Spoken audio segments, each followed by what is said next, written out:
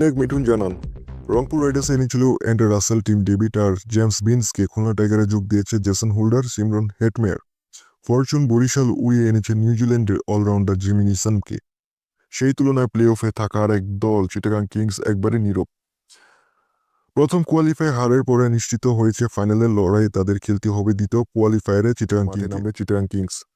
তবে এই ম্যাচের আগে নতুন কোনো বিদেশি আনবে না চিটাগাং কিংস। বিদেশি আনার প্রসঙ্গে বলেন, এখন পর্যন্ত কোনো বিদেশি আনার প্ল্যান নাই। আমরা সেটাতে বিশ্বাসীও না। শুধু বড় নাম হলেই হয় না। এখন পর্যন্ত যারা বিদেশি খেলেছে সবাই এই আবহাওয়ার সাথে অ্যাডজাস্ট করে ফেলেছে। বড় নাম আনলে যে ডেলিভারি করতে পারবে এমন না। বিদেশিরা সকালে এসে দুপুরে ম্যাচ খেলার ব্যাপারে মিঠুন বলেন, ক্রিকেটিং দিক থেকে দেখলে এমন অবস্থা লেগের ব্যাপারে থাকে।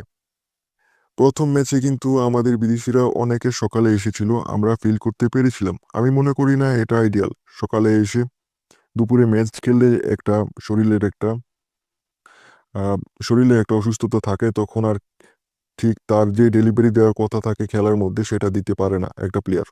চালিত আসলে চিটাগাং কিংসের বিদেশিদের মধ্যে খেলা নিয়ে পাকিস্তানের উসমান খান, মোহাম্মদ ওয়াসিম জুনিয়ররা বর্তমানে তাদের দলে আছে। খাজা নাফি, গ্রাহাম ক্লার্ক, হায়দার আলী এবং বিনুরা ফার্নান্দো।